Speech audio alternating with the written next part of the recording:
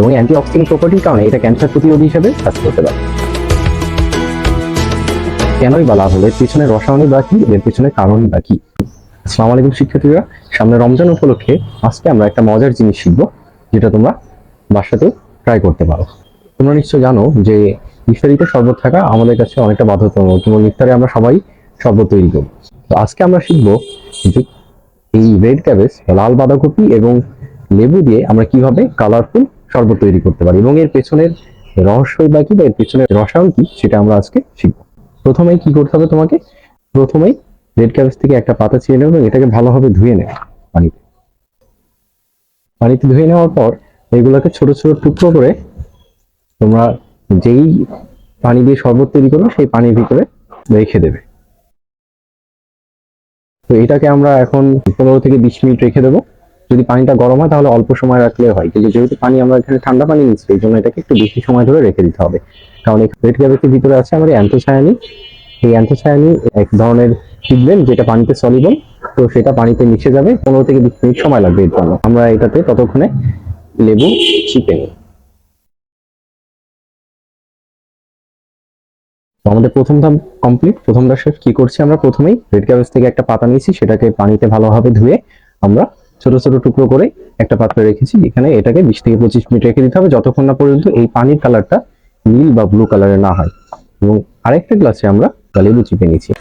তো দেখো 10 মিনিট পরেই পানির কালারটা অনেকটা নীলাভ কালার হয়ে গেছে বা নীল কালারের হয়েছে। এখন এই পানির যে নীল কালার, এটা হওয়ার কারণ কি? কারণ আমাদের এই রেড ক্যাবেজে আছে অ্যান্থোসায়ানিন, এবং অ্যান্থোসায়ানিন পানিতে সলিবল বা পানিতে দ্রবণীয় একটা পিগমেন্ট বা একটা রং। তো এই অ্যান্থোসায়ানিন সম্পর্কে চলো আমরা একটু বিস্তারিত জেনে নিই, ততক্ষণ পর্যন্ত এটা আরো গাঢ় নীল কালারের হতে থাকুক। অ্যান্থোসায়ানিন কিন্তু আমাদের শরীরের জন্য অনেক উপকারী। এই অ্যান্থোসায়ানিনের অ্যান্টিঅক্সিডেন্ট প্রপার্টি আছে, এবং অ্যান্টিঅক্সিডেন্ট প্রপার্টির কারণে এটা ক্যান্সার প্রতিরোধী হিসেবে কাজ করতে পারে। এছাড়াও অ্যান্থোসায়ানিন ইনফ্লামেশন বা প্রদাহ প্রতিরোধেও কিন্তু কাজ করে। এবং অ্যান্থোসায়ানিন সমৃদ্ধ খাবার নিয়মিত খেলে টাইপ 2 ডায়াবেটিস প্রতিরোধও ভূমিকা রাখে। এবং এই অ্যান্থোসায়ানিন হার্ট এবং আমাদের ব্রেনের জন্য কিন্তু অনেক উপকারী। আমরা প্রথমে কি লেবু চিপে নিয়েছি পানির ভিতরে, তো এর সাথে যখন মিক্স করব তখন দেখো কি হয়, যে এখানে নীল কালারে আমাদের অ্যান্থোসায়ানিনের দ্রবণ ছিল, নীল কালার থেকে এটা পরিবর্তিত হয়ে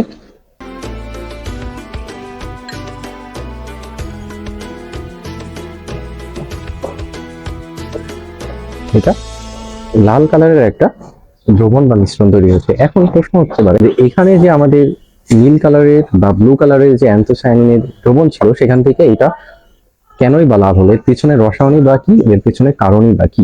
এই অ্যান্থোসায়ানিন নির্দেশক হিসেবেও কিন্তু কাজ করে। এবং নির্দেশক কি তোমরা নিশ্চয় জানো, নির্দেশক অ্যাসিড এবং বেজ শনাক্তকরণে ব্যবহার করা হয়।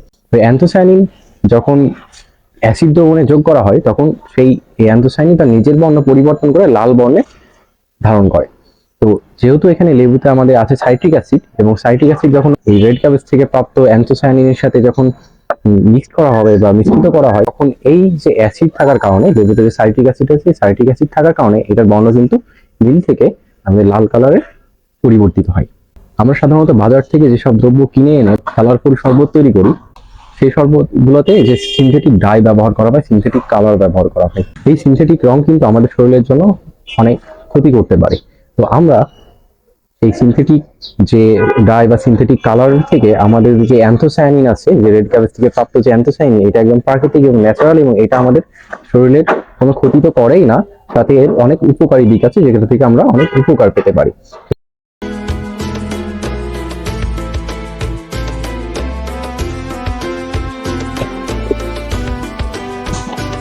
সর্বশেষে একটা কথা বলতেই হয়, এটা আমাদের স্বাস্থ্যের জন্য উপকারী তো বটে, এবং এটা খেতেও কিন্তু অনেক প্রশান্তি লাভ করা যায়। তো তোমরা রমজানে ইফতারিতে এটা ট্রাই করতে পারো।